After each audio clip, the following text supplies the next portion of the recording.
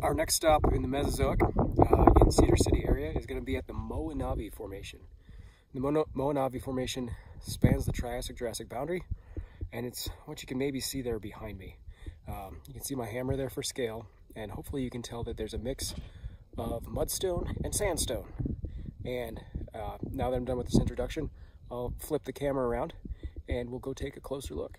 All right, now we're looking at the Moenavi Formation up close, and as I dig in with my fingers here, you might be able to tell that it's breaking up in a little bit of a shaly pattern down there.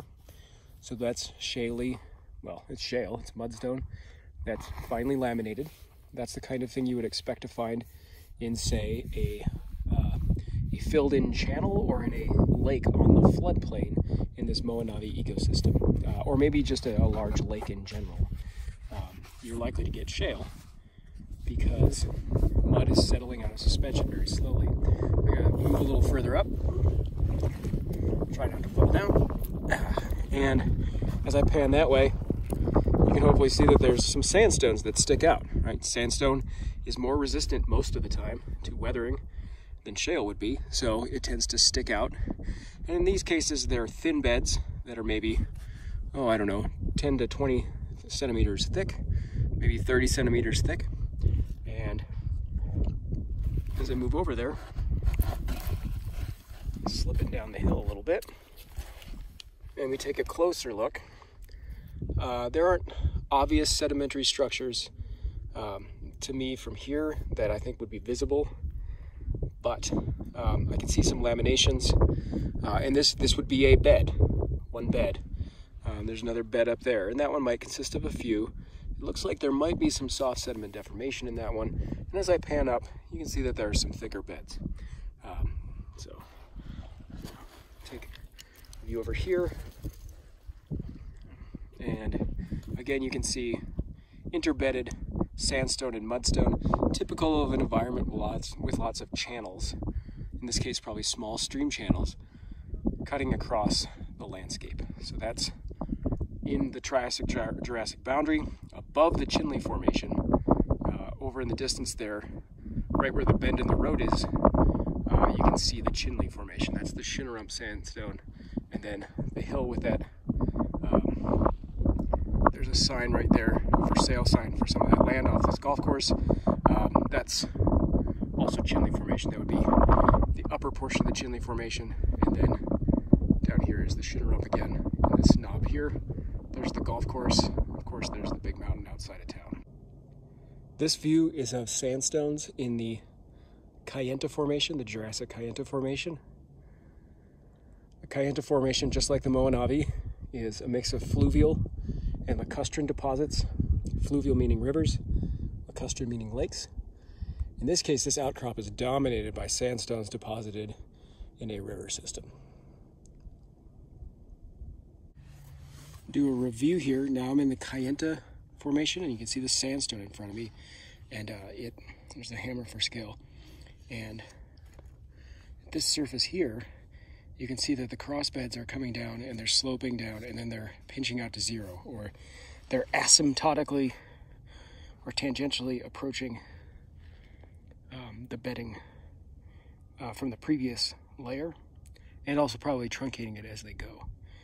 So in this one, you can tell that the current flow direction would be from right to left, and that is true of the different cross beds. So there's a bed here, and a bed here, then a thin one here that I believe gets truncated by this one, or maybe we're just catching it at an angle, and this one comes across. I think that's actually what's happening. It comes across like that. So another review of cross bedding. In this sandstone, you can see how sparkly it is. It does look pretty well sorted. I don't have a magnifying glass for this, but these river systems are reworking sand in a large basin that would have included lakes down in the St. George area. So these are river deposits at that time. I wanted to talk about up direction again, how you can use sedimentary structures to figure out up direction. Now this block is broken loose, so in the long run it's actually not very helpful.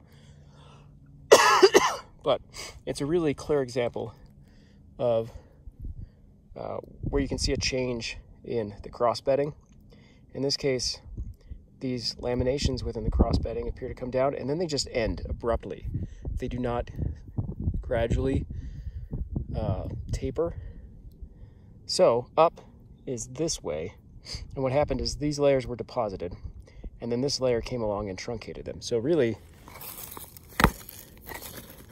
the depositional arrangement of this would have been like that, right? And so now maybe you can see that these are coming down and they're truncating the tops off of this previous set of cross beds from some sort of sandbar type system, or sandbar type deposit in maybe a river channel. So another example of that. So the Kayenta Formation, which has a lighter color than, or a less orange color than the Moenavi in most places, and certainly more of a purplish color than the Navajo sandstone above it, is not just a sandstone, it also has a conglomerate in it, or it has conglomerate in various places. This looks like a bit of limestone here. I do not have my acid bottle, it's sitting on my desk at work, but it looks like there are pieces of what's probably the Moenkopi Formation, or maybe even something further away in this conglomerate. This conglomerate is very poorly sorted, and it seems to be matrix supported. Matrix supported means that the sand and the mud are kind of floating the larger gravel-sized particles in them. And that is characteristic of more of a debris flow type deposit than normal fluvial conglomerates. Fluvial conglomerates are usually a little better sorted than this.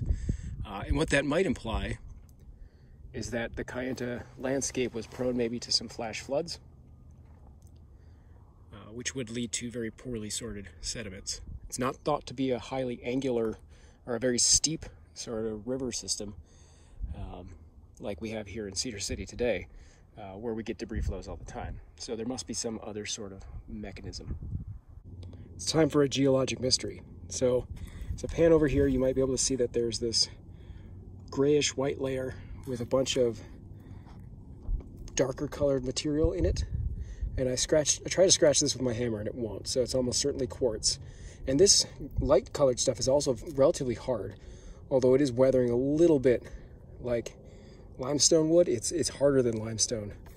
So this is a geologic mystery to me. I am not familiar with what these layers are. I believe it's still Kayenta Formation. That said, I believe this might be the start of the Navajo sandstone right here, which is also Jurassic. And the Navajo does have lake beds in it in some places, so that might be what this is, but I don't know. So I wanted to show you this because it's so cool and mysterious, and say that anybody who is looking for a project in geology, this would be an awesome thing to study, because I bet it's not very well understood. And what you might do is we might take samples of it and make thin sections, which are slides that you can shine light through, and analyze the mineralogy and the texture inside of it. So, cool possible project. Just for reference, that's town back over there, and about 2/3 of the way up a mountain just to this north side of the golf course there. So Utah is famous for its red rocks, or its orange rocks. But in various places, units that are often known for being that red or orange color, like the Navajo sandstone, or in this case, the Kayenta Formation, can be bleached. And that's what's going on here. If I get closer, you can maybe tell that this change in color isn't necessarily following bedding planes. That might be more clear over here. And what I believe is going on is that well after these rocks were deposited, or after these sediments were deposited, and maybe after they'd been turned to rock, it wouldn't surprise me, some sort of fluids passed through these rocks and bleached them. They stripped out the oxidized colors, and good potential fluid to do that would be hydrocarbons, either oil or gas. So another neat little thing in the Kayenta Formation here. Our next Jurassic unit is the Navajo sandstone, and that's what this boulder is in front of the camera here. And you can see the Navajo in this area is eroding into these lumpy piles. But as I pan back here, you might see that there are some lines, if that's bedding, that are roughly parallel, those are bits of cross bedding in the Navajo. My hammer is right at a bedding plane, and then there's another fairly thick bed above that, and then another one above that. Those beds are relatively thin for the Navajo sandstone, as compared to, say, what you would see in Zion or out near Capitol Reef, or even down in St. George at Snow Canyon. So that's the Navajo sandstone, and as we get closer, you can see that there are bits of it. Can't quite see in the sun here, but there's my hammer. You can see that there are bits that are flaking off. That's as the outside weathers, it cracks off in pieces. And you can see maybe, as I zoom in, how well sorted this sandstone is. And that is very characteristic of aeolian or windblown deposits. So Navajo sandstone deposited in what would be called a big erg, E-R-G, which is the name for like a big sandy sea.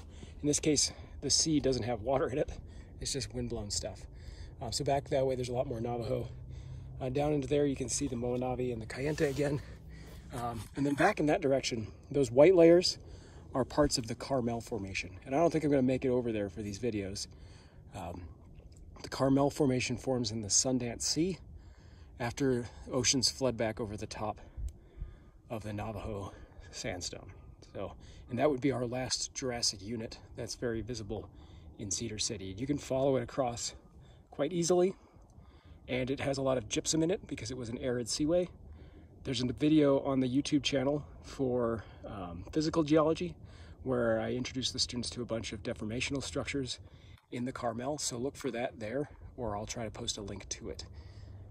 So very arid seaway, back to sort of Moenkopi style deposition, although less muddy and more gypsum rich and more limestone rich as well. And then the top of the hill there, that's all Cretaceous rock. We'll save that for another set of videos.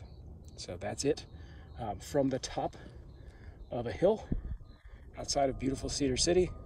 Again, that's town back there.